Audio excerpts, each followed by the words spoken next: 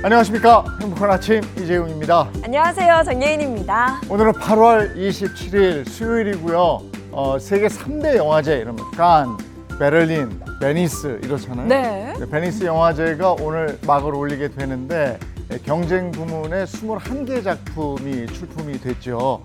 그 중에서 이제 한 개의 작품이 황금 사자상을 받게 되는데 열흘 동안의 경합을 벌이게 됩니다. 네, 그렇습니다. 근데 그 21개의 작품 중에 우리나라 박찬욱 감독의 신작이죠. 어쩔 수가 없다가 당당히 이름을 올리면서 큰 관심을 받고 있는데요. 이게 무려 13년 만이라 그래요. 우리 영화가 경쟁 부분에 진출한 터라 아주 큰 관심이 쏠리고 있습니다. 우리 영화의 저력을 세계 무대에서 떨칠 수 있길 응원하면서 수요일의 행복한 아침도 활기차게 시작해 보겠습니다.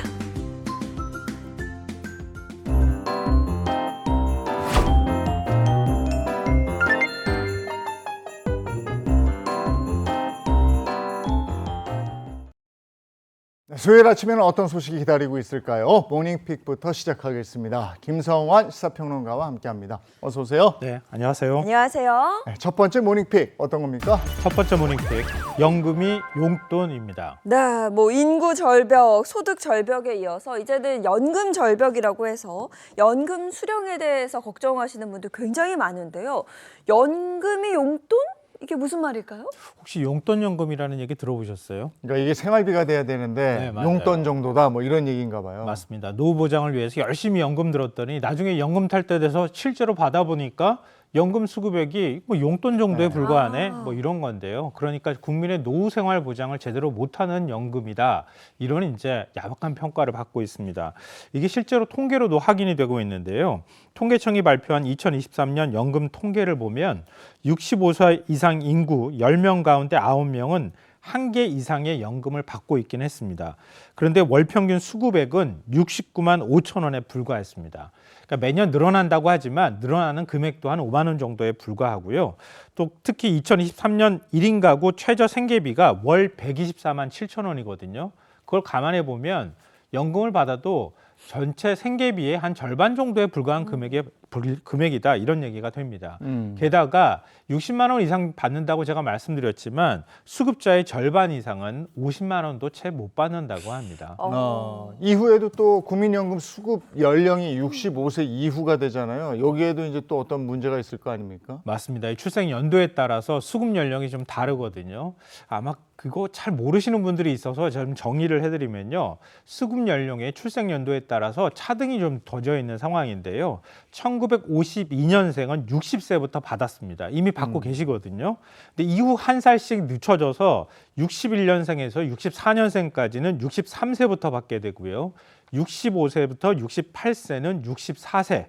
9년 뒤에 연금을 받는 1969년생 이후부터는 65세가 되어서야 연금을 받을 수 있습니다.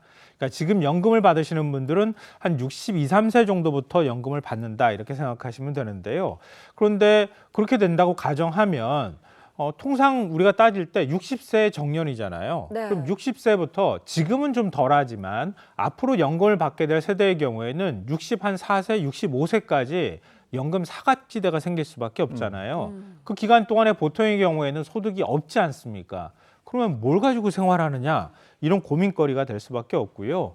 이번 통계청 조사에 따르면 60세에서부터 64세까지 10명 중 6명꼴은 연금 소득이 전혀 없는 것으로 나타나기도 했습니다. 그러니까 퇴직 이후에 소득 공백이 생기는 이 시기를 어떤 방식으로든 사회적인 제도로 채우든 아니면 다른 연금으로 채우는 방법을 찾아야 한다는 겁니다. 네, 연금 사각지대에 놓일 연령층에 대한 이 논의가 좀 필요해 보입니다. 그러니까 지금도 소득 공백을 견디기 어려우면 연금을 조금씩 받는 시기를 당길 수 있어요. 이 제도 모르시는 분들이 좀 있을 것 같긴 한데요. 문제는 이렇게 당겼을 때 그만큼 페널티가 커진다는 거예요. 예를 들면 1년을 만약에 수급 연령을 당기면 평생 받을 연금 총액의 6%가 줄어듭니다. 이거 굉장히 큰 손해잖아요. 그러니까 연금을 더 빨리 받고 싶어도 좀 어떻게든 견뎌봐야 되겠다라고 생각하시는 분들이 많을 수밖에 없습니다. 결국 근본적인 대책은 요즘에 퇴직연금 얘기도 나오잖아요. 네. 퇴직연금을 미리 당겨서 받지 말고 이후에 나중에 이제 퇴직 후에 받도록 하는 일종의 정립해가지고 국민연금하고 퇴직연금을 동시에 같이 받는 방법들 이런 것들을 제도적으로 찾는 것도 있는데 이건 좀 더 근본적인 방법에 해당이 되고요. 가장 피부로 와닿을 수 있는 방법은 연금 수급액을 늘리는 거잖아요. 근데 그렇게 되면은 또 연금 재정이 문제가 될 수 있잖아요. 결국은 퇴직 연령을 좀 뒤로 늦추면 어떻겠느냐 이런 얘기가 나오는 거예요. 근데 퇴직 연령을 늦추게 되면 그러면 청년 일자리 뺏는 것 아니냐 이런 논란이 또 생기잖아요. 그래서 정부에서 일단은 단계적으로 퇴직 연령을 늘리는 방법을 찾고는 있는데요. 이 청년 일자리 문제나 이런 것들까지 같이 종합적으로 고려해야 되기 때문에 당장은 지금 뾰족한 해결책을 못 찾고 있는 상황입니다. 이게 다 맞물려 있어서 말이죠. 네. 예, 이 국민연금 얘기하면 나는 제대로 받을 수 있을까 수급에 대한 얘기도 나오고 그렇습니다. 자, 다음 모닝픽 전해주시죠. 두 번째 모닝픽 2026년도 예산안은입니다. 네, 내년 정부 예산안이 나왔나요? 네, 이재명 정부의 첫 예산안이 윤곽을 이제 잡았는데요. 성과를 중심으로 줄일 건 과감하게 줄이고 할 일에 과감하게 투자하겠다. 일종의 선택과 집중을 하겠다. 이런 전략이 드러났습니다. 회복과 성장을 이루겠다고 하는 큰 목표도 설정을 했는데요. 당정은 이런 기조에 따라서 핵심 분야를 추렸다고 합니다.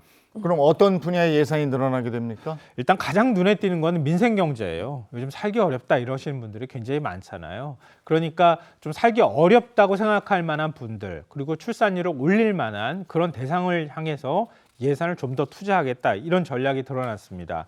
아동 양육과 취약계층에 대한 경제적 지원이 강화될 예정이라고 하는데요. 아동 수당 지원 대상을 확대하고요.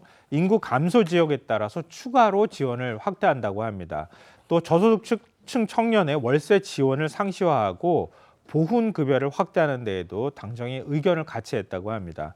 여기에 지역사랑 상품권 발행 예산 지원 등도 반영을 해서 소상공인과 자영업 매출 신장과 지역경제 부양에도 좀 힘이 실릴 예정이라고 합니다. 네, 그리고 특히 역대 최대치로 편성되는 예산이 있다고 들었는데 그게 뭘까요? 가장 주목할 만한 분야는 뭐니 해도 연구개발, R&D 예산이에요. 그러니까 R&D 예산은 지금 당장 우리 먹거리의 문제가 아니라 성장 동력을 확보한다는 측면에서 굉장히 중요한데요. 또 전임 정부 시절에 R&D 예산 큰 폭으로 깎았다가 굉장히 또 논란이 되기도 했잖아요.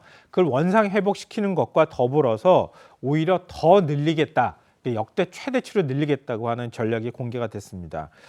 특히 국정기획위원회가 미래 첨단 산업으로 꼽은 5가지 분야가 있는데요. AI, 바이오, 콘텐츠 문화, 방위산업, 에너지. 이 맨 앞자를 따니까요. 이 스펠링이 ABCDE예요. ABCDE라고 합니다.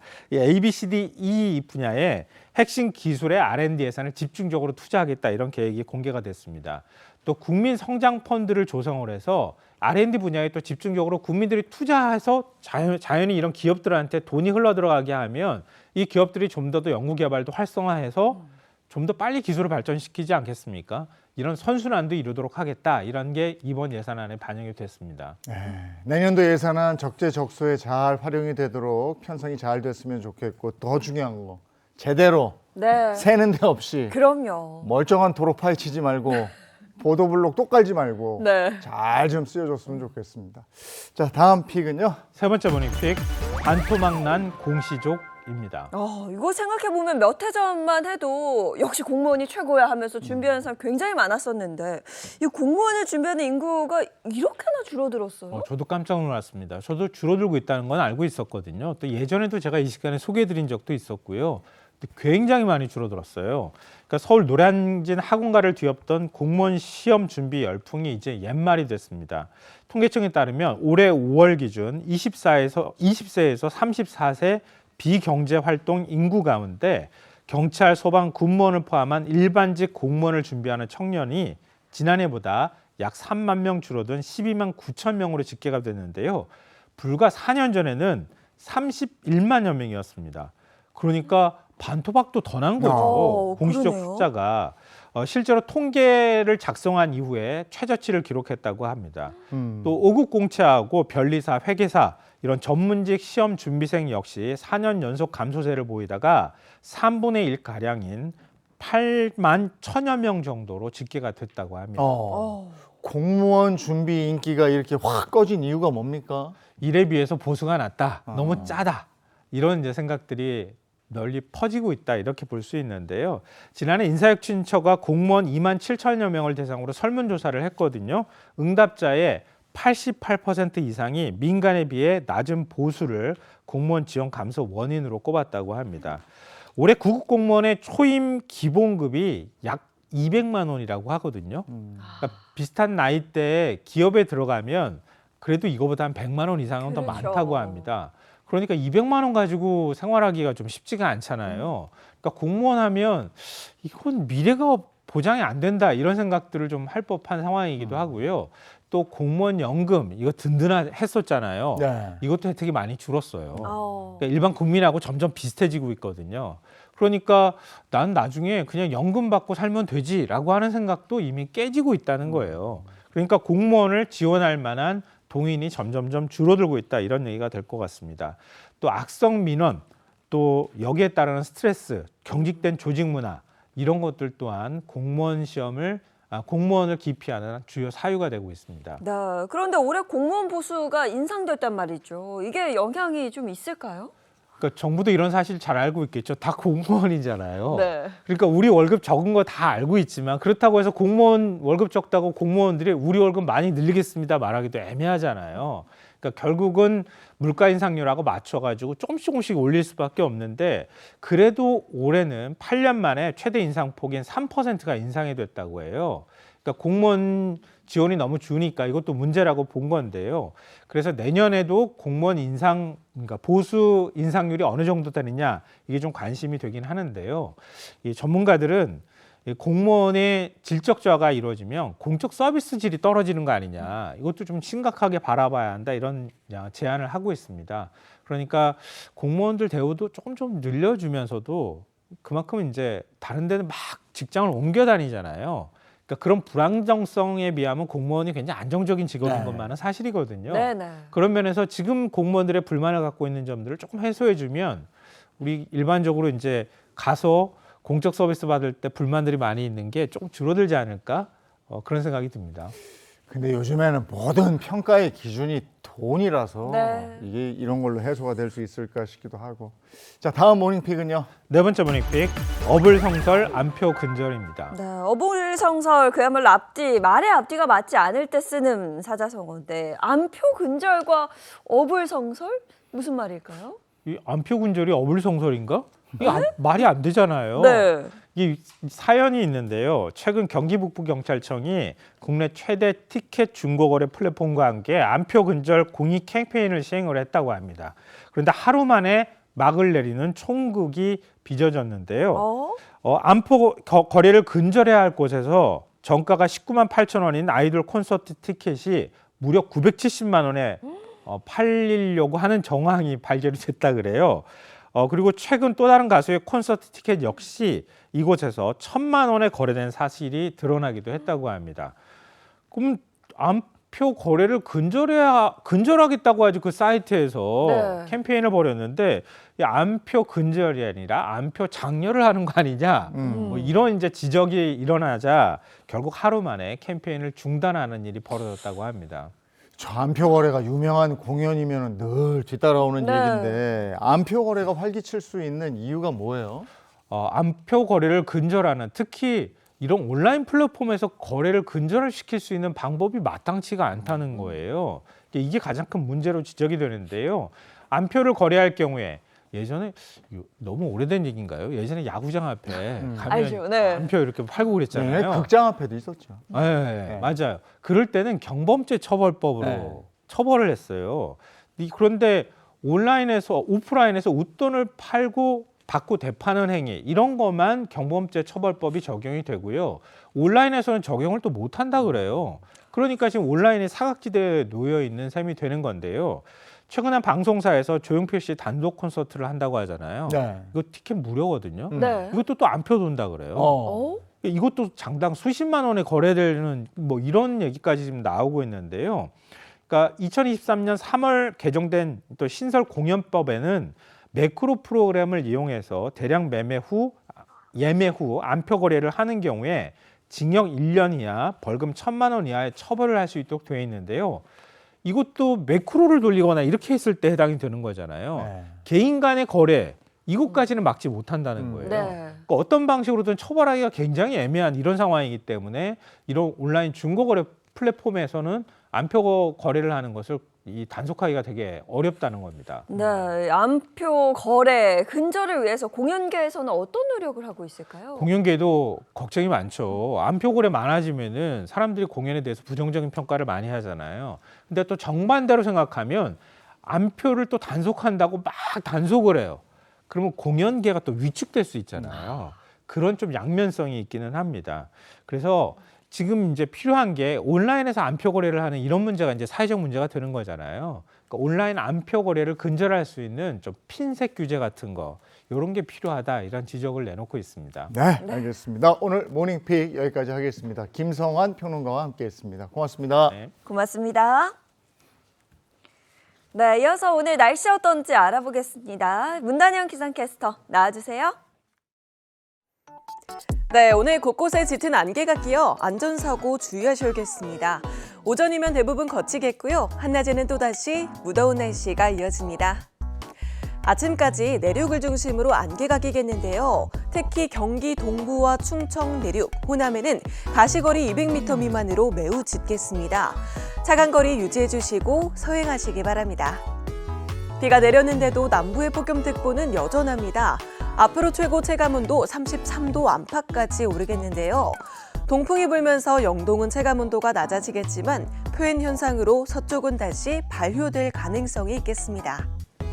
전국 하늘은 대체로 가끔 구름만 끼면서 맑겠고요. 한때 동해안을 중심으로는 5에서 20mm의 약한 비가 내립니다. 충북과 경남, 제주에는 소나기가 지나겠습니다. 한낮 기온은 서울이 33도, 강릉이 31도, 대전과 대구, 제주가 33도까지 오르겠습니다. 오늘과 내일 잠시 맑은 하늘 드러났다가 금요일부터 토요일에는 중북부에 비 소식 들어 있습니다. 지금까지 날씨 전해드렸습니다.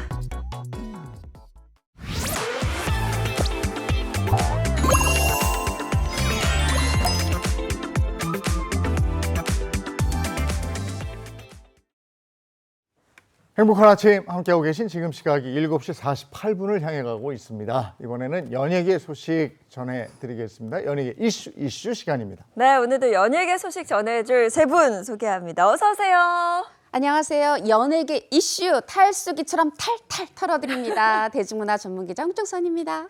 네, 안녕하세요. 감춰진 연예계 비하인드 정말 로봇 청소기까지 싹 이렇게 로봇 청소기처럼 이렇게 싹 쓸어서 꽁꽁 뭉쳐서 바로 보여드립니다. 미남 전문기자 최정아입니다. 네, 연예계에 궁금증이 있다면요. 360도 아주 구석구석 해집어가지고 말끔하게 정리해서 전해드리는 인간 식세기죠. 네, 연예계 덕후 박은영입니다. 예, 연예계 이슈 본격적으로 시작하기 전에 연예 단신부터 알려드리겠습니다. 연예계 업 앤 다운입니다. 네, 8월 마지막 주 업 앤 다운 이 키워드는요. 바로 업에는요 출산이 있고요. 그리고 다운에는 교도소 그리고 스토킹이 있습니다. 그래요. 유일한 업 키워드가 이제 보니까 출산이거든요. 출산 주인공은 누군가요? 네, 출산 키워드로 업스타에 오른 배우 공개합니다. 지난 24일이었죠. 이한희 씨가 둘째 딸을 출산했어요. 2022년에 이어서 3년 만에 이 둘째 딸을 품에 안았는데 소속사에 따르면 현재 산모, 아이 모두 건강하고요. 이 가족들의 사랑과 돌봄 속에서 평안히 회복 중이라고 합니다. 이한희 씨는 바로 얼마 전까지만 해도 공식 석상에 올랐었잖아요. 네, 그렇습니다. 지난주 18일이었는데요. OTT 시리즈 제작 발표회가 있었습니다. 출연 배우인 이한희 씨 역시 이 만삭의 몸으로 이곳에 참석을 했었는데 사실 이 기자들 사이에는 이번에는 이한희 씨는 참석하지 않을 수도 있다라는 사실이 거의 뭐 정설처럼 받아들여졌어요. 비대면으로 무대에서 인사를 할 수 있는 방법이 있었기 때문인데요. 이를 두고 이한희 씨 측에서는 내 컨디션이 예측이 안 되는 상황이다 보니까 마음은 당연히 오고 싶은데 약속을 못 지키는 상황이 될까 봐 끝까지 고민할 수밖에 없었다. 그런데 상황을 보니까 오늘은 애가 안 나올 것 같은데? 라는 생각이 들었다는 거예요. 그래서 제작진들한테 이 전날 정도에 미리 얘기를 해서 가는 것으로 가닥을 잡았고요. 제가 어제 이 제작 발표회가 있었던 이 작품의 감독인 이혜영 감독을 만나고 왔습니다. 이혜영 감독이 연예계 역사상 출산 6일 전에 제작 발표회에 참석하는 여배우는 아마 없을 거예요. 라고 얘기를 할 정도로 굉장히 애정을 나타냈는데요. 이런 만삭 투혼 덕분인지 이 작품 공개된 후에 곧바로 1위 자리를 차지하는 이 영광을 누리게 됐습니다. 제가 이 작품 봤거든요. 그 시리즈물이잖아요. 맞습니다. 근데 이한희 씨 연기 잘하는 거 알고는 있었는데 이 정도로 연기를 잘했다고 라고 싶을 만큼 연기력이 대단하더라고요. 출산도 진심으로 축하드립니다. 자, 그리고 다운에 있는 키워드가 교도소입니다. 이건 또 무슨 말일까요? 네, 이번에는 지난해 이 음주 상태에서 중앙선을 넘어서 이 정지돼 있던 택시에 충돌한 것도 모자라서 매니저에게 대신 자수시키는 이른바 운전자 바꿔치기를 시도했고, 뿐만 아니라 이 차량에 있는 블랙박스 훼손, 그것까지 이제 가담한 이런 형으로 올해 초 무려 징역 2년 6개월을 선고받았던 가수 김호중 씨 소식인데요. 이 법조계에 따르면 지난 18일 김호중 씨가 복역 중이던 서울구치소에서 경기도 여주시에 있는 교도소로 이감을 했어요. 그런데 요 이감된 교도소가 좀 특이한 겁니다. 2010년에 문을 연 이 국내 유일의 교화 중심의 민영, 구경이 아니라 민영 교도소인데, 이 기독교 재단이 위탁을 받아서 비영리 방식으로 운영 중인 곳이라고 합니다. 근데 이 이감된 교도소의 입소 자격이 좀 까다롭다면서요? 크게 한 4가지 정도의 조건이 있는데요. 이 입소 가능한 수용자의 경우 같은 경우에는 첫 번째로는 공안, 그리고 마약, 그리고 조직폭력 사범 등을 일단 먼저 제외가 됩니다. 그리고 나서부터는 형기가 1년 이상, 그리고 정가 2범 이하여야 하고요. 또 징역 또는 노역의 의무가 없는 금고형 7년 이하의 남성 또 수용자여야만 한다고 합니다. 이곳의 가장 큰 특징이 무엇보다도 기독교 재단이 운영하는 우리나라의 유일한 민영 교도소거든요. 그렇기 때문에 이 기독교 신앙을 바탕으로 교화 활동을 진행하고 있습니다. 그러한 이유로 이곳에서는 이 번호 있죠. 몇 번 이렇게 부르는 게 아니라 수인 번호가 아닌 이름을 불러준다라는 것도 좀 특징인데요. 김호중 씨도 원래 개신교 이 신자라 주변의 권유를 받아서 이곳에 입소를 결정한 것으로 좀 알려져 있는 상황입니다. 네. 물론 이곳에 입소하고 싶다고 다 들어갈 수 있는 건 아니에요. 구경교도소에서 이송 희망자를 우선 받습니다. 그런 다음에 검토하고 면담하고 조율해서 이송 대상자를 확정하게 되는데, 여기에 김호중 씨가 들어간 거죠. 근데 물론 교도소에 있으니까 다운스타긴 한데 여기가 좀 운동하기도 더 좋고 이 안에 뭐 갤러리도 있고 이렇게 해서 훨씬 좀 말하자면은 이 수감자 인권이 좀 더 좋다고 해요. 그러다 보니까 아마 팬들은 이 부분은 조금 안심하고 좋아하시지 않을까 싶네요. 네. 김호중 씨는 언제 출소하는 거예요? 네, 정해진 형기를 다 채운다면 김호중 씨 내년 11월에 출소를 하게 됩니다. 팬들은 여전히 김호중 씨에 대해서 굳건한 믿음과 이 신뢰와 사랑을 보내고 있는 상황인데, 다만 김호중 씨를 상대로 한시적 방송 출연 규제 조치를 취한 방송사에 팬들이 좀 잃은 것 같아요. 출연 금지를 해지를 해달라라는 청원을 하고 있는 거죠. 사실 네. 이 부분은 출소 이후에 진행을 하는 것이 민심 또는 방송국 쪽에 이야기가 들어가는 것이 좀 더 정석적인 이 방향이 아닐까라는 생각을 해봅니다. 네, 마지막 다운 키워드입니다. 스토킹은 뭔가요? 굉장히 정말 인기 많았던 듀오 유엔이 있었죠. 남성 듀오였는데 여기 유엔 출신의 최정원 씨가 스토킹 혐의로 이 경찰에 입건돼 조사를 받아서 충격을 안겨줬습니다. 보도에 따르면 지난 16일이었죠. 이별을 통보한 연인의 집에 찾아가서 최정원 씨가 흉기를 들고 위협해서 법원은 바로 18일에 피해자 보호를 위해서 긴급 응급 조치를 승인했어요. 이 응급 조치에 따라서 이 최정원 씨는 이 전 애인에게 피해자의 이 주거지 100m 이내 근접할 수 없고요. 전기통신을 통한 접근이 금지됐어요. 전기통신을 통한 접근 금지라는 건 전화도 안 되고 문자도 안 되고 SNS도 안 되고 어떠한 무엇으로도 연락하지 말라는 뜻이죠. 네. 자, 그런데 여기에서 좀 두 사람의 입장이 엇갈리고 있다고 해서 이 이야기를 좀 들어봐야 할 것 네네네. 같은데요. 일단 이 여성분의 이야기와 이 최정원 씨의 이야기를 동시에 말씀을 드려야 될 것 같은데요. 이 연인으로 추정되는 인물이 지난 17일에 SNS를 통해서 당시 상황을 설명을 했습니다. 베란다에 이 매달려도 나에게 칼을 겨눠도 고민이 되더라. 그렇게라도 해서 네가 원하는 대로 내 입을 막고 네 이미지를 지키고 싶었냐라고 이 전 연인으로 추정되는 분이 폭로를 했습니다. 이에 대해서 최정원 씨의 입장도 똑같이 전해드려야 될 것 같은데요. 일단 흉기를 들고 내가 협박을 하거나 스토킹을 했다라는 주장은 전혀 사실이 아니다라고 얘기를 합니다. 그러면서 자신과 연인 모두 이 의혹을 부인하고 있다라고 밝힌 건데요. 게다가 최정원 씨 SNS에 공식적으로 이렇게 밝히기도 했어요. 저와 여자친구 사이에 개인적인 갈등이다. 사소한 다툼이 확대되어서 발생한 일종의 해프닝이다라고 해명을 했는데 일단 이 연인이 앞서 제가 이야기를 해드렸잖아요. 이렇게 뭐 칼을 겨눴다. 뭐 내 입을 그렇게 막았어야 했냐 이렇게 얘기를 하는데 이 부분에 대해서는 그냥 서로 다툼이 생겼고 감정이 격앙돼서 전 연인이 그러한 이야기를 적었을 뿐이다라고 해명을 했어요. 사실관계와는 거리가 있다라고 반박을 해서 또다시 진흙탕 싸움이 될 것 같다라는 예감이 듭니다.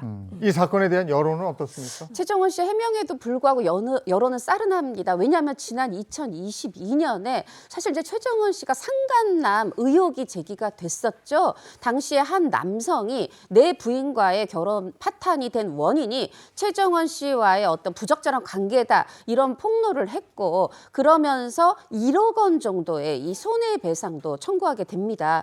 이때 최정원 씨는 말도 안 된다. 이거는 1억 원 달라는 협박이고 공개적으로 이런 얘기를 공표함으로써 나의 명예가 훼손됐다. 이렇게 맞고서로 맞섰어요. 그리고 경찰 조사 결과 사실 최정원 씨가 무혐의 받았거든요. 무혐의 받았지만 아직 이 돈 문제, 뭐 이 손해배상 관련해서 민사소송이 끝나질 않았어요. 이게 민사는 원래 길죠. 그런 상태에서 이제 최정원 씨가 아직은 이 사생활 논란에 관한 꼬리표를 완전히 떼지 못했는데 무혐의를 받았다고 해도 말이죠. 또 이런 가운데 사생활 논란이 다시 한번 불거지면서 이렇게 좀 여론이 싸늘하지 않나 싶습니다. 네, 그렇군요. 자, 한 주간의 연예계 이슈 업 앤 다운. 다음 연예계 이슈 이제 본격적인 소식 전해드리겠습니다. 뭡니까? 네, 연예계 대부 이순재 씨에 관한 소식을 전해드리려고 하는데요. 우리 이순재 씨의 건강 이상설에 대한 그 소문과 진실에 대해서 한번 알아보도록 하겠습니다. 네, 이순재 씨의 건강이 좋지 않다. 이런 소문은 저도 들었습니다. 네, 그렇습니다. 90세를 앞둔 나이로 대한민국 최고령 배우로 정말 열심히 활동을 하시던 분이었습니다. 하지만 지난해 드라마에서 연기대상까지 수상하면서 이 객석에 있었던 많은 후배들이 눈물을 흘리기도 했었는데요. 하지만 건강 이상설이 터져나온 건 사실상 그 해부터였습니다. 작년 10월이죠. 연극 초연 무대까지 올랐던 이순재 씨가 건강상의 이유로 공연을 마치지 못해서 하차를 선언을 한 건데 올해 열린 이 시상식까지 불참을 하면서 이순재 씨의 건강 문제가 심각한 게 아니냐라는 우려가 돌기 시작합니다. 그런데 지난 19일입니다. 연극 기자간담회에서 후배 배우이자 굉장히 절친한 배우죠. 이 박근영 씨가 이순재 씨에 대해서 근황을 짧게 이야기를 했는데 이 부분이 굉장히 또 많은 분들의 걱정을 또 사고 있어요. 여러 번 찾아뵈려 했지만 상당히 꺼리셔서 직접 뵙지 못했다. 다른 사람을 통해 얘기를 듣고 있는데 좋은 상황은 아닌 것 같다라면서 건강 이상설이 재점화되기도 했습니다. 실제로 이순재 씨 건강 지금 상태는 어떻습니까? 실제로 어떤지는 아무도 만나주지 않기 때문에 명확히는 알려지지 않고 있는데 일단 박근영 씨가 말씀하시고 나서 바로 다음 날 소속사가 매체를 통해서 이런 입장을 내놨어요. 아니다. 다리가 불편해서 걷기만 불편한 상태지 그것 빼고는 건강하신 상태다. 다리 근육 붙이기에서 재활 중이다. 만약에 제작 기간 내에 회복하시면 영화 출연, 다큐멘터리 촬영 다 하실 예정이다. 이렇게 얘기를 하면서 이 순재 씨가 환자복을 입고 누워있는 모습을 누구에게도 보여주고 싶어 하지 않으셔서 가족 외에 방문이 어려울 뿐이다. 이제 이렇게 얘기 얘기를 하고 있는데 소속사 이런 낙관적인 전망과 달리 또 일각에서는 아니다, 건강이 상당히 좀 좋지 않다 이런 얘기도 흘러나오고 있어요. 저의 개인적 의견을 보태자면 사실 김수미 씨 생각이 났습니다. 김수미 씨도 당시에 본인은 아프고 여러 가지 증세를 보이는데 소속사나 이런 분들은 아니다, 괜찮다 했거든요. 그러면서 일을 강행했어요. 나이 드셨을 때 작은 병도 이때는 정말 제대로 치료하셔야 되고 낙관적인 전망만이 이순재 씨를 위한 건 아니다라는 생각을 해봤습니다. 네, 이순재 씨는 고령임에도 굉장히 활발하게 연기 활동을 계속 해오던 대표 배우였는데요. 근데 정말 갑자기 건강이 좀 악화되신 것 같아요. 일단 재작년부터 작년까지 쉬지 않고 작품을 쭉 이어서 해왔는데요. 이 연극 아트, 갈매기, 사랑해요 당신, 장수상의 리어왕 등 연달아 공연을 하고 또 드라마까지 촬영을 하면서 체력적으로 좀 부담이 되지 않았을까, 힘든 시간이 아니었을까라고 추측이 가능한 부분입니다. 당시 이순재 씨의 상황 직접 들어보시죠. 체력이 10kg가 빠졌더라고. 그래가지고 침 맞아가면서 회마다 침 맞아가면서 버텼다고 그거를. 그냥 계속해서 물고 넘어가다 보니까 체력이 떨어지기 시작한 거예요. 그래가지고 그래도 쓰러지지 않고 잘 버텼는데 그 다음 날 이게 집에서 목욕하다가 목욕탕에서 쓰러져 버린 거예요. 큰일 나요. 넘어져가지고 응급실에 가서 찍어봤더니 머릿속 괜찮다 이게. 그래서 됐다. 머리만 살아있으면 됐다. 그래가지고 이제 일어나가지고 채 한 달 되기 전에 이 개소리는 드라마 찍기 시작한 거예요. 거의 한 6개월 이상을 찍는데 그러다 보니까 이제 스트레스가 좀 세워서 눈이 하나 고장이 나기 시작하는 거예요. 이쪽이 백내장이네. 나중에 그래서 이게 수술했어. 제작자 측에서 해를 내기려고 들어 3월 달쯤 다시 찍겠다고 그러더라고. 근데 이 3개월 공백이 생기면 그 7, 80명 스텝이 몰려다니고 찍는데 그래서 로스가 이만저만이 아닐 것 같아. 그래서 내가 12월처럼 딱 돼가지고 내 표정은 보이지? 표정은 왜 이러니까 얘 보입니다. 찍어. 저 리어왕 할 때 분장실에 가서 아유 형님 정말 애쓰셨습니다 그랬더니 이렇게 팔뚝을 보여주시는데 침 자국, 주사 자국이 있는 거 그때 보고 봤을 때. 이게 배우의 혼이다. 내가 호흡하고 움직일 수 있는 한까지 내가 지켜야 될 역할, 내가 지켜야 될 무대를 꼭 지켜야 되는 게 배우 혼이고. 예. 우리가 약속한 관객들 있잖아. 그럼. 그러니까 배우는 가장 제일 주 대상이 관객이라고. 작품에 대한 책임감이 워낙에 투철하신 분이라서 무리를 하신 거 아닌가 네. 싶은데 하루빨리 털고 일어나셔서 또 좋은 작품에서 뵀으면 하는 바람이 있습니다. 이순재 선생과 같이 또 이렇게 건강 이상설에 휩싸인 스타가 있죠. 맞습니다. 바로 개그우먼 박미선 씨인데요. 사실 여러분들이 올해 초부터 박미선 씨 못 봤어 하셨을 거고 건강 이상설 속의 모든 활동을 좀 중단하고 있었어요. 그런데 정확히 어디가 아픈 건지 이런 병명도 나오지 않은 상태였는데 바로 지난 22일에 한 매체가 박미선 씨가 이 유방암 진단을 받고 방사선 치료 마친 후에 약물 치료 중이다. 그리고 지금은 심리적으로 안정된 상태에서 집과 병원을 오가면서 치료와 휴식에 전념하고 있다. 이렇게 보도를 했습니다. 그러자 이제 소속사가 개인 의료 정보로 정확한 확인은 어렵지만 현재 건강상의 이유로 휴식을 갖고 있다. 이렇게 얘기를 했는데 요 이제 소속사 입장에 자세히 보시면 구체적 병명도 사실 없고 그 병이 뭐 어느 정도의 상태인지도 사실은 밝히지 않고 있어요. 이제 그러다 보니까 이제 보도하고 이제 소속사 반응이 나왔어도 많은 분들이 좀 걱정하고 있는 것도 사실인데 박미선 씨 쾌유를 빌겠습니다. 네, 박미선 씨의 건강에 대해서 주변 지인들, 동료들 다 걱정이 클 것 같아요. 저도 사실은 이 사실을 어떻게 알게 됐냐면 박미선 씨가 한 프로그램에서 하차를 하게 되면서 이제 들어가기 며칠 전에 하차를 하게 되면서 저도 방송국에서 이야기를 듣게 된 상황이었습니다. 하지만 기자들이 가정사와 이런 개인의 건강 같은 경우는 보도를 잘 하지 않는 경우가 있거든요. 그 이유가 아마도 저에게 알려주신 분의 마음과 같은 것 같은데 일단 박미선 씨가 정말 이 방송계에서 연예계에서 정말 좋은 선배이자 후배로 많은 분들의 사랑을 받고 있는 상황이었어요. 이미 박미선 씨의 병명을 알고 있었던 것으로 알려진 후배 조혜련 씨의 경우에는 SNS에 박미선 씨와의 여행 여행 사진을 편집해서 올리기도 하고요. 지난 18일에는 안영미 씨가 진행하는 라디오에 출연해서 이렇게 얘기를 합니다. 우리가 이 나이가 되니 몸도 마음도 여기저기 고장이 난다. 그런데 언니가 잘 지내고 있다는 걸 믿는다. 매일 아침 저녁으로 언니를 위해 기도한다. 라면서 이 눈시울을 붉히기도 했고요. 또 지난 12일입니다. 절친한 선배인 이경실 씨를 또 빼놓을 수가 없는데 이 수박 물김치를 담그는 모습을 공개를 했어요. 수박 물김치는 핑계고 그녀가 보고 싶다. 동생아 잘 견디고 있지? 몸도 몸이지만 어떤 외로움일지 그걸 아니까 마음이 그래 라면서 박미선 씨를 향해서 보내는 메시지를 추측해 하는 이런 SNS 게시글을 올리기도 했습니다. 네, 그 수박 물김치 뭐 전달했다고 저는 들었고요. 이 가족들도 박미선 씨의 건강에 대해서 굉장히 노심초사하고 있죠. 이봉원 씨가 방송에서 밝힌 내용인데 우리 아내가 38년 동안 단 한 달도 제대로 쉰 적이 없다. 이렇게 아내를 떠올리면서 눈물을 보이기도 했고 이 박미선 씨가 이제 방송만 이제 중단한 게 아니라 SNS도 중단해서 많이들 궁금해 하셨는데 이제 오랜만에 SNS에 박미선 씨가 남편이 사온 케이크 아들과 산책하는 모습 이런 거 이제 가족하고 좋은 시간 보내고 있는 그런 모습을 근황을 공개하기도 했습니다. 네, 빠른 시일 내에 또 회복이 되기를 바라겠습니다. 이어서 또 다음 연예계 이슈 전해드리도록 하겠습니다. 한때 대한민국을 주름잡았던 태해지손이 드디어 다시 돌아왔다는 소식 전해드립니다. 아니 태해지손이 도대체 뭐야? 사자성어도 아니고 하시는 분들 계실 텐데요. 제가 바로 설명을 해드리면요. 대한민국의 대표 미녀 배우들 4인방이죠. 자, 한번 짚어보도록 하겠습니다. 자, 태해지손 누구냐면요. 바로 김태희 씨, 그리고 송혜교 씨, 전지현 씨, 그리고 손예진 씨. 이렇게 태해지손. 지금은 다시 태해지돈 시대입니다. 태해지손.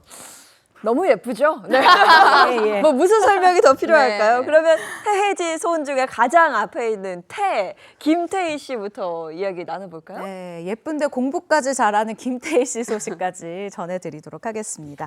2년 만에 대대적인 컴백을 알렸습니다. 그 컴백작이 굉장히 의외였어요. 바로 일단 할리우드 쪽에서 K-팝 이 데모노터스처럼 한국을 배경으로 한국의 정서가 담긴 스파이물 미국 시리즈들이 굉장히 요즘 한국 배경으로 인기인데 이 미국 시리즈물을 다룬 작품이에요. 이 작품에서 전직 미국 정보요원의 아내로 열연하는 김태희 씨, 분량은 많지 않지만 그게 이 긴장감을 고조시키는 역할을 하고 있는데요. 하지만 이번 작품은 김태희 씨에게 의미가 큽니다. 왜냐? 김태희 씨에게 첫 할리우드 데뷔작으로 이제 굉장히 좀 반짝 이렇게 오랫동안 기다린 순간을 맞이한 건데요. 가장 자신과 비슷한 캐릭터다라고 소개를 하기도 했습니다. 평범한 아내이자 엄마의 모습을 연기했다라고 알렸는데 컴백을 하면서 영화와 한국어를 동시에 소화하는 모습을 보여주고 있거든요. 글로벌 시장에 당당히 도전장을 내밀었다. 축하드린다라고 저도 말하고 싶네요. 한국을 배경으로 했다지만 미국 드라마다 보니까 이 언어의 장벽 같은 것도 있었고 만만치 않은 도전이었을 거예요. 만만치 않죠. S대 여신, 이 미모와 지성을 다 갖춘 김태희 씨여도 영어 연기 이게 만만치가 않았다고 그래요. 하지만 다행히도 김태희 씨 옆에 누가 있습니까? 깡 있는 남자, 가수 B 씨가 있잖아요. 사실 B 씨가 무려 김태희 씨보다 16년 전에 2009년에 닌자 어센신으로 할리우드에 발 먼저 디뎠잖아요. 이렇게 할리우드 데뷔 선배다 보니까 굉장히 이 경험을 바탕으로 아내를 옆에서 응원했고요. 그래서 남편의 이런 지지와 응원 덕분에 김태희 씨가 조금은 더 용기를 내서 마음 편안하게 이 작품에 임할 수 있었다고 하네요. 네. 근데 김태희 씨 작품도 작품이고요. 이런 활동을 하는 것 자체를 네. 정말 오랜만에 보는 것 같은데요? 네, 맞습니다. 벌써 결혼 8년 차가 됐어요. 지난 2017년도에 가수 B 씨와 결혼을 해서 그 해에 첫 딸을 낳고 또 2년 뒤에 둘째 딸을 출산을 하면서 사실 그간 뭐 드라마 작품이라던가 간간히 활동을 하기는 했지만 거의 육아에 전념을 했었기 때문인데요. 이건 개인 SNS에서도 마찬가지입니다. 작년에 이 김태희 씨가 올린 게시물이 0개라고 하니까요.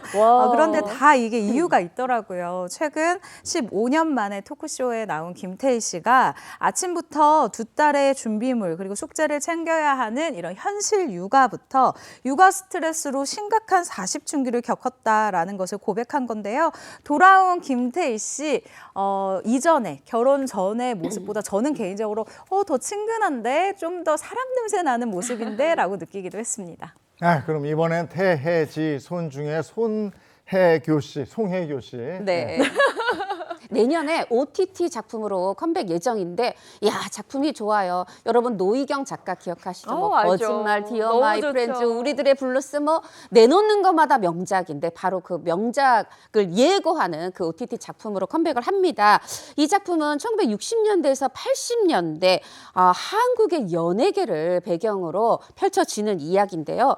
여기에 또 하나의 기대 포인트가 있습니다. 바로 이 두 남녀 왜 아직 만나지 않았죠? 송혜교와 공유의 첫 만남으로 우와 벌써 기대를 모으고 있습니다. 네, 송혜교 씨, 공유 씨 이 얼굴 합 너무나 찬성이고요. 그리고 특이하게도 송혜교 씨의 이 신작 촬영은요, 절친한 스타들이 현장에 이 선물을 보내서 정말 큰 화제가 연일되고 있습니다. 어떤 선물이냐? 바로 커피차인 건데요. 송혜교 씨는 지난 13일 SNS에 송윤아 씨가 보낸 커피차 인증샷을 게재를 하면서 언니 고마워요, 감동이라고 하기도 했고요. 이 외에도 절친한 동생인 다비치의 강민경 씨, 그리고 전여빈 씨, 임지연 씨, 차주영 씨 등 송혜교 씨 앞으로 스타들이 커피차를 다 보내서 스태프들까지 다 챙기는 모습이었어요.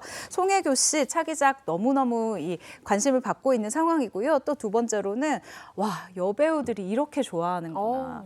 정말 이 동성에게까지 인기가 많은 성격 좋은 송혜교 씨구나라는 생각이 다시금 듭니다. 선후배 동료들이 송혜교 씨를 얼마나 아끼는지 저 커피차만 봐도 알 수 있는데 송혜교 씨의 매력은 대체 뭘까요? 저도 참 송혜교 씨 험담을 들어본 적이 없어요. 뭐냐면 이 함께 일했던 분들이 얘기하는 겁니다. 10대 때부터 일한 노하우가 쌓여서 이제 유연하고 배려가 깊고 정말 남다르다 그래요. 특히 대인관계가 굉장히 좋아서 주변 배우들이든 스태프든 언제든 같이 일하고 싶은 배우 이렇게 꼽는 아주 평이 좋더라고요. 그리고 촬영 들어가기 전에 우리가 대본 리딩이라는 걸 하잖아요. 이때 아무리 내가 탑스타여도 내가 주연이어도 선배들보다 먼저 와서 딱 기다리고 있고 후배가 오면 오히려 가서 어머 저 팬이에요. 이걸 겸손 리더십이라고 부르더라고요. 이런 겸손 리더십까지 보여주니까 뭐 평이 좋을 수밖에 없는 것 같은데 이 그 대단한 드라마였죠. 더 글로리에서 호흡을 맞췄던 김희열아 씨가 이 동료 배우가 후배 배우가 송혜교 씨한테 에 대해서 말한 게 있어요. 요게 제가 말씀드렸던 걸 좀 뒷받침하는 것 같아서 영상으로 준비해 봤습니다. 함께 보시죠. 주조연 배우들끼리 뭐 한 5-6명이서 몇 번 리딩을 이제 보통 먼저 하는데 그 혜교 언니도 그때 그런 말씀 하셨는데 나 이번에 진짜 열심히 잘하고 싶으니까 좀 많이 도와달라. 이 드라마는 너네 드라마야. 너네가 잘해야 내가 살고 그러니까 그냥 너네 하고 싶은 거 다 해. 나는 이번이야말로 자기는 이렇게 서포트해주고 리액션하고 진짜 대단하지 않아? 하면서 아무나 저 자리 가는 게 아닌가 봐 이러면서. 송혜교 씨 미담은 이뿐만이 아니라고요? 네, 그렇습니다. 최근 광복 80주년을 맞아 송혜교 씨 자신의 SNS에 태극기를 들고 이 지인들과 함께 촬영한 사진을 게시하기도 했는데요.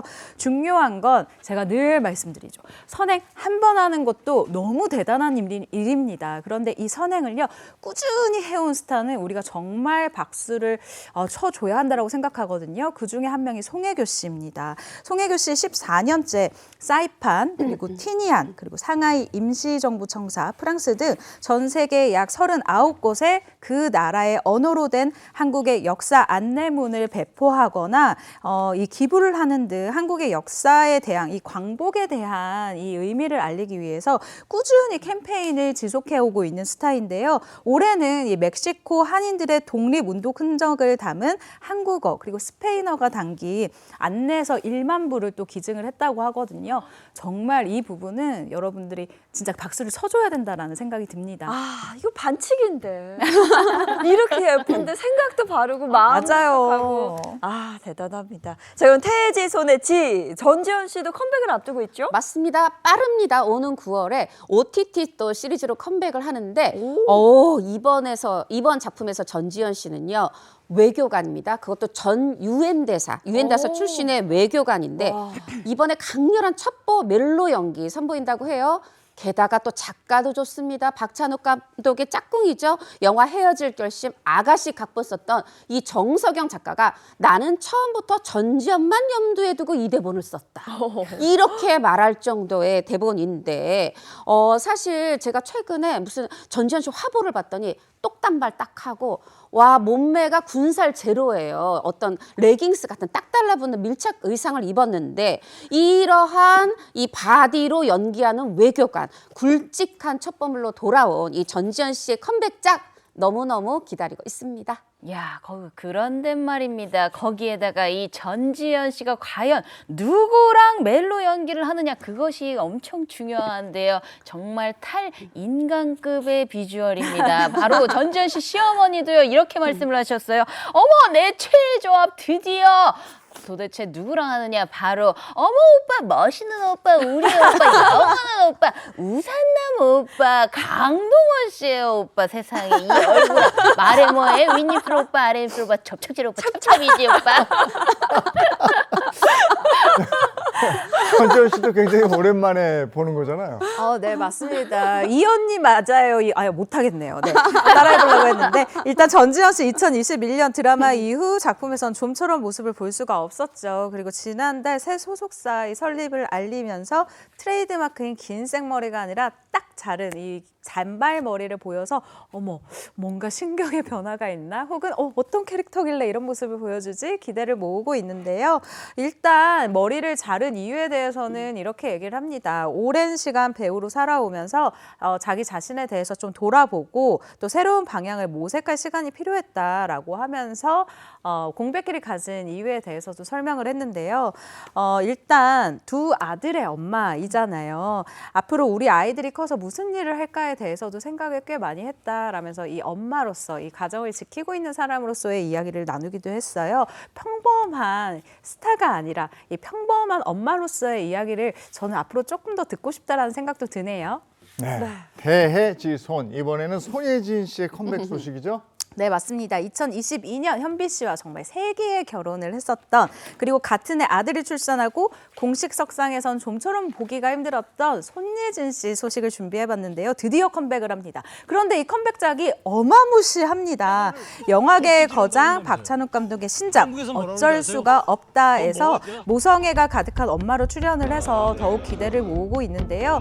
특히 남편으로 나오는 이병헌 씨와 부부보다 더 환상적인 연기합을 펼친 것으로 알려져 있습니다. 제가 실제로 이 제작진한테 한번 물어본 적이 있어요. 아는 분이 있었거든요. 그래서 물어봤더니 이병헌, 그러니까 주연인 이병헌 씨 연기 잘하는 거 말할 필요도 없는데 손예진 씨가 이번에 또 역대급 연기를 펼쳤다라고 하면서 제작진의 이 생생한 이야기를 전달해 주기도 했어요. 오랜만에 이 컴백에 설레어 있는 손예진 씨의 모습 준비해봤습니다. 함께 보시죠. 안녕하세요. 오랜만에 영화로 인사드리는데 이렇게 박찬욱 감독님과 하는 작품으로 인사드리게 돼서 너무나 영광이고요. 너무너무 기분 좋고 설레요. 사실 제가 이제 아이를 낳고 첫 하는 작품이어서 그것이 도움이 됐다면 도움이 되지 않았을까라는 생각이 들어요. 실제로 경험한 것은 어떤 것과도 비교될 수 없구나라는 생각을 느낄 정도로 아이랑 있는 나의 모습이 물론 조금 큰 아이들이긴 했지만 되게 자연스러웠어요. 저는. 제가 촬영장에서 본 모습은 좀 다른 모습이었거든요. 어떤 모습이었나요? 리원이로 나오는 그 꼬마 여자아이가 저희가 차 안에서 촬영을 하거나 뭐 집에서 촬영을 하거나 계속 저희 둘에게 무슨 질문을 하는데 궁금한 게 많을 나이죠. 예. 한 번도 대답을 안 해요. 그래서 그것이 몇 번 반복되다가 예준 씨 물어보면 질문을 하는데 답을 좀 해주라고 그랬더니 아니 그거는 선배님이 맡아서 하세요. 그런 모습을 보다가 이렇게 말씀하시는 거 보니까 저는 그때 대사도 좀 있었고 좀 감정적으로 약간 이렇게 대사 이런 것들이 이제 감독님이 디테일한 어떤 그 디렉팅을 저는 해야 됐기 때문에 저도 있었어요. 제가 상상했던 아마도 미리가 이렇게 연기를 할 거야라는 것에서 정말 한참 벗어나서 너무나 디테일한 연기들을 해주시는 거예요. 그래서 그래서 또 리원이한테 대답을 안 해주셨구나. 야, 이병헌 씨 정말 장난기가 이게 당연할 수가 없네요. 네, 또 그리고 이병헌 씨의 아내 이민정 씨랑 손예진 씨가 절친이다 보니까 뭐 장난기가 발동한 것 같기도 하고, 제 개인적으로는 이병헌 씨가 워낙 말을 이제 유쾌하게 시작했지만, 아니 엄마가 되고 나서 이 모성애 연기를 하다 보니까 그 전에 미혼일 때 모성애 연기랑 너무 달라서 그걸 이렇게 아꼈다가 작품에다 넣었구나, 그러느라고 대답을 안 했구나. 어떻게 보면 배우로서의 부러움? 뭐 이런 것도 또 표현한 것이기도 한데, 또 이걸 보고 이제 많은 분들 아시지만 악플이 달렸잖아요. 네. 뭐 애가 물어보는데 한 번도 대답을 해주지 않았어. 막 이렇게 하다 보니까 이걸 보고 제일 놀란 분이, 대중보다 더 놀란 분, 바로 그 아이 엄마가 놀라신 거죠. 그래서 아니에요 해명 아닌 해명글을 올렸는데, 뭐냐 하면 사실 뭐 이거 너무 인기가 있어서 우리가 막 구해주고 싶어도 내 자식한테 구해줄 수 없다는 오로라 땡 그 인형을 구해서 크리스마스 선물로 줬다는 거예요. 이런 식으로 잘 챙겨줬다. 그리고 간단히 말하자면 다정하셨다. 말하자면은 이 손예진 씨가 이 아역 배우에게, 어린이 배우에게 다정했다, 이렇게 얘기하면서 지금 이 어머니께서 진화에 나섰습니다. 자, 근데 저는 오늘 이 대본도 그렇고요. 여배우들 찾아보면서 깜짝 놀란 게, 나이 얘기하는 게 좀 그렇긴 한데 이 네 사람 모두가 40대에 접어들었다고 해요. 이 네 명의 스타들이 보여줄 또 새로운 전성기, 앞으로도 기대하겠습니다. 자, 지금까지 연예계 이슈 살펴봤습니다.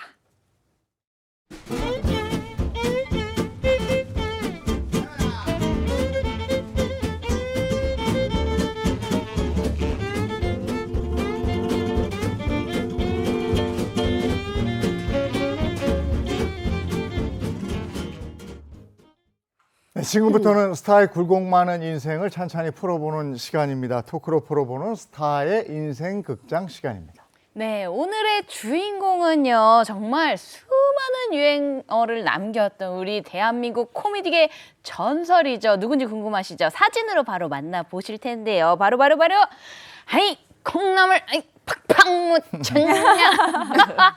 네, 인생극장의 주인공, 오늘 주인공은요, 우리의 영원한 희극인이시죠, 고 이주일 선생님입니다. 네, 오늘 인생극장 특별히 의의가 깊다고요. 맞습니다. 바로 오늘이 이주일 씨가 세상을 떠난 지 딱 23주기가 되는 2002년 8월 27일에 이 별세하셨으니까 정말 딱 오늘이었습니다. 이 고 이주일 씨는 이 폐암 말기 판정을 받아서 투병 중에, 지금 생각하니까 왜 이렇게 아까운 나이죠? 61세의 나이로 네, 우리가 작별을 했었는데, 당시 많은 분들 기억하실 거예요. 이 산소 공급 장치를 착용한 채로 공익 광고에 출연해서 이 담배의 위험성, 이거를 알리셨고, 그 결과 실제로요, 우리나라 성인 남성 흡연율이 2년 만에 70%에서 57%로 급감을 했었고요. 왜 그랬을까? 이 많은 분들이 공감했기 때문이죠. 그리고 또 하나의 큰 변화가 있었어요. 드라마에서, 예전에 드라마에서 막 담배 막 폈어요. 근데 이제는 드라마에서 피는 장면 없어졌고, 영화에서 간혹 나와도 뭐 연기만 보인다든가 모자이크 한다든가 굉장히 이게 지금 자제되는 분위기가 됐거든요. 안타깝게도 이 이주일 씨는 고인이 되셨지만 이렇게 많은 큰 메시지, 영향력을 남기고 가셨네요. 고이주일 씨는 뭐 그 활동 당시에는 남녀노소 누구나 좋아하는 그야말로 국민 코미디언이었죠. 정말 많은 사랑을 받으셨는데, 이주일 씨의 얘기를 한번 쭉 펼쳐보겠습니다. 어렸을 때부터 끼가 많았던가요? 네, 맞습니다. 그런데 이 남다른 끼가요, 개그가 아니라 바로 운동신경이었다고 하거든요. 1940년입니다. 강원도 고성군에서 그 귀하다는 5대 독자로 태어난 고 이주일 씨의 본명은요, 정주일이었는데요. 어릴 때부터 이 발재간과 운동신경이 남달라서 축구 축구에 남다른 재능을 보였다고 해요. 춘천의 고등학교에서는 공격수로 활약을 하면서 당시 대학 축구 명문인 지금의 경희대에 축구 특기자로 입학을 할 수 있을 정도였다고 하니까요. 이 수직큐에서 보여줬었던 환상적인 발재간이 아마도 여기서 만들어진 게 아닌가라는 생각을 해봅니다. 그런데 유망한 축구 선수에서 어떻게 코미디언이 됐을까요? 이 이주일 씨가 정말 어이없는 이유로 대학에 입학하지 못했기 때문이에요. 그러면서 정말 특기생으로 대학 들어갈 정도인데 축구 선수의 꿈을 포기해야 됐는데 어떻게 된 일이냐. 사실 이제 서울로 대학 와야 되니까 일단 이 서울에 자취방 하나 얻잖아요. 그리고 입학금도 들고 왔을 거 아니에요. 정말 뭐 이제 막 만 20살도 안 된 나이에 만져보는 큰 돈이었을 텐데 이걸 가지고 세상에 어이없게 노름 섰다 파네. 가가지고 대학 입학금까지 다 날리고 그래서 결국은 대학 입학을 포기하고 1960년에 자원 입대를 하게 됩니다. 그런데 훈련소부터 벌써 딱 가면은 이제 뭐 장기자랑하고 노래자랑 하잖아요. 여기에서 노래를 부르면서 바보 흉내를 냈는데 너무 잘해. 그래서 연예인도 아니었는데 바로 뽑혀가지고 홍보부대라고 그러죠. 그때는 문화선전대라고 했는데 여기에 이제 배치돼서 활동을 하게 됩니다. 그런데 문화선전대로서 너무너무 활동을 해서 너무너무 웃겨서 이 사단장이 굉장히 예뻐하셨다고 그래요. 그러면서 이 부대의 소령의 딸과 결혼까지 하게 돼요. 그래요? 네. 그러면서 제대 후에는 연극 배우로 활동하면서 근데 요거는 난 여기보다 더 발랄한 데가 좋아. 그래서 노래, 춤, 연기 이거를 다 할 수 있는 그때 당시 악극단이 되게 유행했거든요. 이 종합 공연 단체 그중에서도 별 악극단에 들어가서 이제 그 만능 엔터테이너로서의 활동을 시작하게 되죠. 그러면 악극단 사회자로서는 잘 나갔나요? 전혀 아니었습니다. 고 이주일 씨는요, 가족들과 단칸방에서 생활을 하면서 가난한 무명 생활을 견뎌야만 했는데요. 1971년 베트남 파병 병사들을 위한 위문 공연에 자원한 이유도 당시 월남에 가면 떼돈을 번다더라라는 이 이야기를 듣고 결정을 하게 된 거라고 해요. 그렇게 간 베트남 위문 공연에서 고 이주일 씨는 정말 살인적인 이 더위 그리고 사방에서 들리는 이 폭탄 소리를 뚫고 공연을 하거나 그 공포를 안고 잠들어야 했다라고 회고하기도 했었는데 이후에도 사실 궁핍한 생활이 나아지지 않았다고 하거든요. 생활고가 계속됐고 결국 고 이주일 씨는 캐비닛을 만드는 공장에다가 이제 취직을 또 하게 됐었어요. 형편이 점점 악화돼서 너무 마음이 아픈데 아들 도시락도 사주지 못할 정도로 정말로 좀 경제가 어려웠다고 합니다. 와, 근데 이쯤 되면 코미디를 포기했을 법도 한데 어떻게 기회를 잡게 됐을까요? 세상은 이주일 씨가 이렇게 무너지기를 놔두질 않았습니다. 이때 은인이 한 명 나타나는데요. 그 은인이 바로 누구냐면요. 이분입니다. 자, 이분 누군지 여러분들 혹시 감이 오실까요? 네, 유명한 사진인데. 그렇죠. 네. 뭐였지? 가요계에 살아있는 전설이죠. 바로 가수 하춘아 씨입니다. 네. 맞아요. 하춘아 씨. 하춘아 씨가 고 이주일 씨 은인이에요. 맞습니다. 생전에 고 이주일 씨가 이렇게 얘기했습니다. 오늘의 내가 있게 한 주인공은 바로 하춘아다. 하춘아 씨다. 뭐냐 하면 두 사람의 인연은 베트남 위문 공연에서 시작이 됐어요. 그런데 위문 공연 하고 나서 이 이주일 씨가 먼저 귀국하게 됐고 하춘아 씨는 아무래도 인기 탑스타 가수니까 더 다른 지역에 또 우리 이 한국군 찾아가서 위문 공연 해야 되니까 더 남아있는 상황이 된 겁니다. 그런데 이주일 씨가 먼저 귀국하면서 하춘아 씨한테 이 국내에 계신 가족 누구 어디 계시냐 내가 찾아가서 이 따님 잘 계시다고 전해주겠다 이렇게 얘기를 했다는 거예요. 하춘아 씨가 이거 하춘아 씨 표현이에요. 어머 못생긴 사람이 참 마음이 따뜻하다 이렇게 생각하면서 깊게 각인이 됐고 근데 하지만 그 뒤에요. 이 바로 못생긴 요것 때문에 못생겨서 죄송한 우리 이주일 씨가 못생겼다는 이유로 이래도 되는 겁니까? 번번이 실력으로는 오디션에 통과했는데 이 쇼 MC에서 계속 이 고배를 마신 거예요. 퇴짜를 맞아서 결국 그냥 동네 약장수 이런 MC가 됐는데 그렇게 약장수로 끝날 뻔하던 이주일 씨를 끌어올려준 게 바로 하춘아 씨인데 때는 1974년입니다. 하춘아 씨가 그때 이제 서울 그때 하춘아 씨가 진짜 리사이트를 많이 했어요. 근데 그 사회를 맡은 분이 펑크를 내면서 대타가 필요한데 딱 그때 그 못생겼던 사람 이렇게 해서 이주일 씨가 다시 이 중앙 무대로 진출하게 됩니다. 그야말로 일생일대 기회를 얻게 된 건데 기회를 얻었으니까 뭔가 보여줘야죠. 아, 그렇죠. 그렇죠. 기회가 왔을 때 잡아야 됩니다. 그래서 고 이주일 씨가요, 하춘아 씨 무대에서 어떻게 했냐. 무릎에 이 피가 날 정도로 구를 때는 구르고 넘어질 땐 넘어지고 정말 말 그대로 몸을 아끼지 않은 이 열연을 보였다고 하는데요.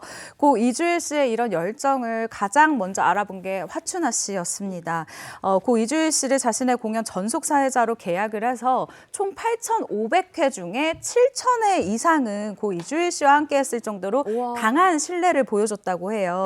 이렇게 해서 이주일 씨 처음으로 서울 금호동에 마당이 있는 집을 사게 됐는데 후에 이렇게 얘기를 했다고 합니다. 이게 내 인생에서 가장 행복한 일이었다라고 내 집 마련의 기쁨을 밝히기도 했습니다. 예. 고 이주일 씨한테 하춘아 씨는 재기를 도와준 은인이었고 하춘아 씨한테 이주일 씨는 생명의 은인이었고. 맞습니다. 생명의 은인입니다. 저도 기억이 생생한데 저 초등학교, 그때 국민학교였죠. 1977년 11월 11일에 일어났던 열차 사고, 1,300명이 넘게 부상을 당하고 무려 59분의 이 안타까운 생명이 떠났던, 사망했던 그런 이리역 폭발 사고였는데, 당시요 이 이리역 폭발 사고가 일어난 곳에서 불과 500m 떨어진 곳에서 하춘아 씨 공연이 열리고 있었어요. 근데 이게 정말 큰 사고라 펑 하면서 이 공연장의 지붕이 무너져 내린 겁니다. 이때 하춘아 씨가 흙더미에 깔리게 돼요.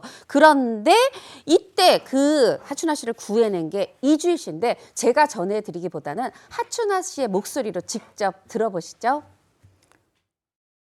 숨을 쉴 수가 없을 정도의 위력이었어요. 대참사죠. 예, 그래서 그때 사람이 이렇게 죽는구나. 근데 그 상황에서 잘 아시는 이주일 씨가 하춘아 씨 부르더라고요. 그러니까 보이지는 않아요. 서로 말로 거리감을 느끼면서 이주일 씨가 저한테로 왔어요. 근데 분장실이 다행히 1층이었는데 지붕이 무너졌기 때문에 담을 넘어서 밖으로 나가야 되는데 그 담에 못 올라가겠더라고요, 저는. 사실 저는 그때 타박상, 어깨, 이게 벽돌이 무너져서 쳐서 타박상이었고, 이주일 씨는 너무 심하게 이렇게 두개골이 함몰되는 그런 상황이었어요. 네, 그런 상황인데 다친지 본인은 몰라요. 근데 이주일 씨가 그러면은 내 머리를 딛고 내려오라고. 그 머리를 다쳤음에도 불구하고 그 내려왔어요. 내려왔는데 이주일 씨가 저를 업고 뛰다가 자꾸 넘어지더라고요. 머리를 다쳤으니까. 그랬구나. 네, 그랬는데 어떤 젊은 청년이 누구십니까? 하니까 하춘아 씨라고 저 등에 업게 하라고 그러니까 이주일 씨가 그 젊은 남자의 팔짱을 탁 끼더라고요. 끼면서 이제 같이 뛰어서 우리는 군산으로 갔죠. 전쟁 난 줄 알고. 그때 문을 열고 있던 게 도립병원이었어요. 벌써 뭐 환자들이 침대가 모자라서 땅바닥에 전부 누워서 그 응급 조치를 취하고 있더라고요. 예, 그래서 저는 이주일 씨가 또 저를 생명을 구해준 생명의 은인이죠. 전쟁이 났다고 생각할 정도로 정말 그 끔찍한 현장이었어요. 그 이후로 근데 이주일 씨는 코미디 인생의 전성기를 맞이하게 되는 거죠? 네, 맞습니다. 1979년입니다. 고 이주일 씨가 웃으면 복이 와요에 출연을 하게 되면서 본격적으로 브라운관, 그러니까 TV에 출연을 하게 되는데요. 당시에 시청자 항의가 마구 들어왔다고 합니다. 그 이유가 무엇이냐면, 아니 TV를 보는데 왜 저렇게 못생긴 사람이 TV에 출연을 해가지고 우리가 마음이 아주 불편하다라고 시청자 항의를 많이 넣었다는 거예요. 하지만 정말 아이러니하게도 바로 이 얼굴 덕분에 천금 같은 기회를 맞이하게 됩니다. 1980년도에 이 고 송혜 씨가 추천을 해요. 토요일이다 전원 출발이라는 프로그램에 추천을 해가지고 이주일 씨가 출연을 하게 된 거예요. 근데 이때 메인 게스트 분들이 계시잖아요. 윤수일 씨가 타잔으로 나오는 코너가 있었는데 이때 수신호를 받고 윤수일 씨가 잘못 나가게 돼요. 그러면서 윤수일 씨가 빨리 나온 이주일 씨랑 부딪히게 되면서 이주일 씨가 연못에 먼저 풍덩 빠지게 되는데요. 이때 정말 대단합니다. 재치가 대단한 게 뭔가 잘못됐다. 이거는 뭔가 방송사고다라는 생각 때문에 이 연못에 나오면서 뭔가 그 특유의 표정이죠. 멍하면서 이거 뭐죠? 나는 이거 뭐지? 약간 이런 표정으로 나오니까 시청자들이 정말 뒤집어졌더라는 거예요. 저 사람 누구냐? 출연시켜라. 난리가 났대요. 그러면서 폭발적인 반응을 얻게 되고 깜짝 스타로 빵 뜨게 됩니다. 이때 고 이주일 씨는 본명 정주일에서 드디어 이주일이라는 이름으로 활동을 하게 되는데요. 그 이유가 바로 여기에 있습니다.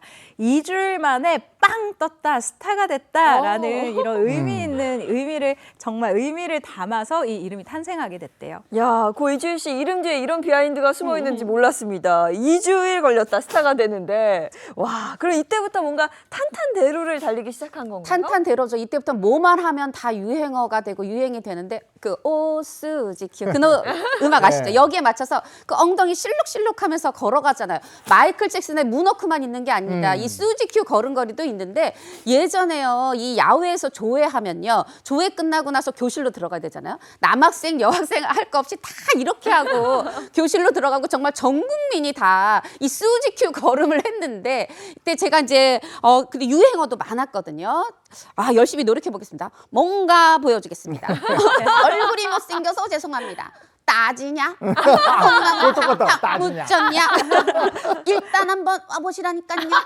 이런 뭐만 하면 이 주옥 같은 유행어로 정말 대한민국이 들썩들썩 그분 덕분에 정말 즐거웠습니다. 네, 그리운 고 이주일 씨의 전성기 시절 모습 한번 보실까요? 오늘 집 항상 새로운 예? 내가 감자같이 못생겼다고요? 에이구 네? 포테이토 칩이요. 클레오파트라도 몰라요. 너무 맛있네. 어디 맛 좀 볼까? 맛있어요? 크네요? 매콤해요? 나도 좀 끼워줘. 100원이면 된다는데 뭐. 달콤달콤 영라면 맛이 젊어요 라면. 저 때는 정말 틀면 나왔어요. 맞아요. 지금으로 치면 유재석 씨가 부럽지 않을 정도로 정말 국민 스타였죠. 네, 정말 그 당시에 그 이주일 씨가 얼마나 잘 나가는지 보여주는 증거가 있는데요. 바로 이 신문인데요. 1986년에 발간된 신문 기사입니다. 제목에 이주일 씨 연예인 최고 소득 3연패라고 되어 있는데요. 이 기사가요. 이주일 씨는 연간 모두 8,045만 1천 원의 소득을 올려 3년째 연예인 중 최고 소득자의 자리를 지켰다라고 되어 있는데요. 이게 그 당시 서울의 아파트 한 채가 약 1,200만 원 정도였다고 하니까요. 여러분들 어느 정도였는지 가늠이 되시죠? 근데 이런 이주일 씨가 코미디계를 잠깐 떠난 적이 있었다면서요? 1992년에 14대 국회의원이 돼서 국회에 들어갔을 때예요. 근데 나올 때 아주 명언을 남겼죠. 여기에는 나보다 더 코미디를 잘하는 사람이 많다. 4년 동안 코미디 잘 배우고 갑니다. 그리고 바로 방송으로 복귀했지만 청청병력 같은 소식, 폐암 말기라는 판정을 받게 됐죠. 근데 이렇게까지 건강이 악화됐던 이유가 있을까요? 맞습니다. 사실 이제 1991년에 있는 사건을 많은 분들이 꼽는데 미국 유학 중이던 이 고 이주 씨의 외아들이 운전사와 함께 타고 가던 차가 도로에서 전복되면서 사망을 했어요. 그때 엄영수 씨가 그것에 대해서 이렇게 얘기합니다. 내가 이렇게 슬픈데 TV에 나가서 사람들을 웃게 하는 게 너무 힘들다. 이 유일한 출구가 술과 흡연이었나 봅니다. 그렇게 해서 건강 악화 일로를 걸으면서 불과 2021년 말에 폐암 말기 판정 받았는데 2002년 8월 27일 작고하셨네요. 고이주일 씨 산소호흡기 차고 그 얘기하던 그 광고에 나왔던 공익 광고죠. 예, 그 모습 아까도 이제 잠깐 말씀드렸었는데 다들 너무 충격적으로 봤어요. 네, 맞습니다. 고 이주일 씨의 이 당시 소식이 알려지자 모든 정말 많은 가정에서 내가 후원금을 내고 싶다, 좋은 생약이 있다라는 전화가 수백 통이 걸려왔었다라고 합니다. 그만큼 팬들이 이주일 씨의 이 회복을 진심으로 바랬었던 것 같은데요. 고 이주일 씨 안과 힘겨운 투병을 하는 와중에도 2002 월드컵 개방일까지는 내가 꼭 보고 싶다라는 바람을 전했다고 해요. 그 바람대로 월드컵이 지나고 그 그해 8월 27일 향년 61세로 세상을 떠나고 말았습니다. 하지만 이후에 이 묘를 두고 가족 간의 다툼이 벌어지면서 현재는 따로 묘가 없는 상황인데 죽음 이후에도 참 바람잘 날이 없는 것 같아 안타까움이 있습니다. 네. 국민 코미디언 고 이주일 씨의 인생 얘기 나눠봤습니다. 고맙습니다. 고맙습니다. 감사합니다. 네, 이어서 날씨 알아보겠습니다. 문다영 기상캐스터 나와주세요. 네, 오늘 나오실 때에는 하늘 한번 올려다보시면 좋겠는데요. 파란 하늘에 구름이 몽실몽실 뜨며 기분 좋아지는 하늘입니다. 비가 그친 뒤에 예쁜 하늘과는 별개로 한낮에는 습도 높은 꿉꿉한 더위와 함께하겠습니다. 아침까지 내륙을 중심으로는 안개가 짙게 끼겠는데요. 특히 경기 동부와 충청 내륙, 호남을 중심으로는 가시거리 200m 미만의 짙은 안개가 끼겠습니다. 차간거리 유지 잘 해주시고요. 소행하시기 바랍니다. 비가 내렸는데도 남부의 폭염특보는 여전합니다. 앞으로 최고 체감온도가 33도 안팎까지 오를 텐데요. 동풍이 불면서 영동의 체감온도는 낮아지겠고 다만 휜 현상으로 인해서 서쪽 지역을 중심으로는 다시 폭염특보가 발효될 가능성이 있겠습니다. 전국 하늘이 대체로 맑은 가운데 구름만 가끔 끼겠고요. 동해안을 중심으로는 5에서 20mm 정도의 비가 지나겠습니다. 충북과 경남, 제주를 중심으로는 한때 소나기가 지납니다. 한낮 기온은 서울이 33도, 강릉이 31도, 대전과 대구, 제주가 33도로 어제와 비슷한 정도까지 오르겠습니다. 오늘과 내일 잠시 맑은 하늘이 드러났다가 금요일부터 토요일까지는 중북부에 비 소식 들어있습니다. 지금까지 날씨 전해드렸습니다. 확실히 요즘에 일교차가 커요. 네, 어느 장단에 맞춰야 할지 모르겠습니다. 환절기 건강관리 잘 하시고요. 저희 내일 아침 7시 30분에 돌아올게요. 행복한 아침, 행복한 하루 되십시오. 고맙습니다. 고맙습니다. 즐거운 밤 오아시스에서 Play the next channel A